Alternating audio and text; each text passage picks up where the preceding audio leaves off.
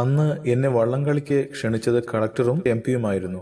Lok Sabha speaker മീരാകുമാറും ഉണ്ടാകുമെന്ന് collector പറഞ്ഞു. കേരളപ്പിറവി ദിനത്തിൽ നടത്തുന്ന ജലോത്സവ മത്സരത്തിന്റെ മുഖ്യാതിഥി ആകണമെന്ന് പറഞ്ഞപ്പോൾ ഞാൻ പറഞ്ഞത് എറണാകുളത്ത് നിന്ന് കൊല്ലത്തേക്കും തിരിച്ചുമുള്ള യാത്രാ സൗകര്യം ഒരുക്കിയാൽ മാത്രം മതി എന്നാണ്. കൊല്ലത്തെത്തി ഹോട്ടൽ റിവീസിൽ വിശ്രമിച്ച് ഒന്ന് ഫ്രഷായി 3:15 ഹോട്ടലിൽ നിന്നിറങ്ങി. വേദിയിലെത്തിയപ്പോൾ മീരാകുമാർ ഇല്ല.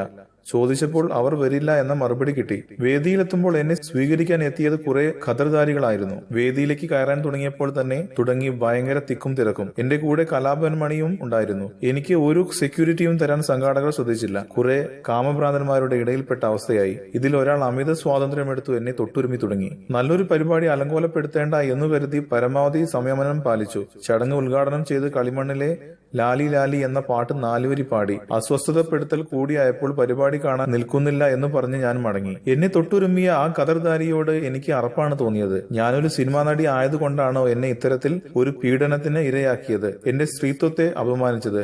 സഹിക്കാൻ കഴിയാതെ ഞാൻ റൂമിലെത്തിയപ്പോൾ പൊട്ടിക്കരഞ്ഞുപോയി. ഒരു ഫോട്ടോഗ്രാഫർ ഉദ്ഘാടനത്തിനെടുത്ത ഫോട്ടോകൾ കാണിച്ചപ്പോൾ ഞാൻ എന്നെ ശല്യം ചെയ്ത ആളെ കാണിച്ചു കൊടുത്തു. ഇത്രയും അപമാനിക്കപ്പെട്ടിട്ടും ശ്വേത എന്തുകൊണ്ട് പ്രതികരിച്ചില്ല എന്നാണ് ചാനലുകാർ അന്ന് ചോദിച്ചത്. ആ സമയത്തൊക്കെ ഞാൻ പൊട്ടിക്കരയുകയായിരുന്നു. ആ നേരമെല്ലാം എന്നെ പീഡിപ്പിച്ചു എന്ന വാർത്ത TV ചാനലുകളിലൂടെ ലോകം മുഴുവൻ കാണുകയായിരുന്നു. കളക്ടർ എന്നെ വിളിച്ച് ശല്യം ചെയ്ത ആൾക്ക് ഫോൺ കൊടുത്തു. മകളെപ്പോലെ കാണുന്ന ശ്വേതയെ ഞാൻ ശല്യം ചെയ്യുമോ എന്നാണ് അയാൾ എന്നോട് ചോദിച്ചത്. അദ്ദേഹം മാപ്പ് പറഞ്ഞ് എല്ലാം അവസാനിപ്പിച്ചു.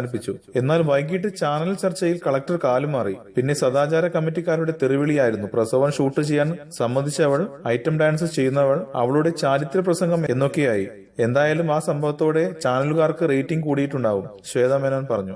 കൂടുതൽ സിനിമാ വാർത്തകൾക്കും വിശേഷങ്ങൾക്കും ഇപ്പോൾ തന്നെ സബ്സ്ക്രൈബ് ചെയ്യൂ മലയാളം ക്രിയേഷൻസ്.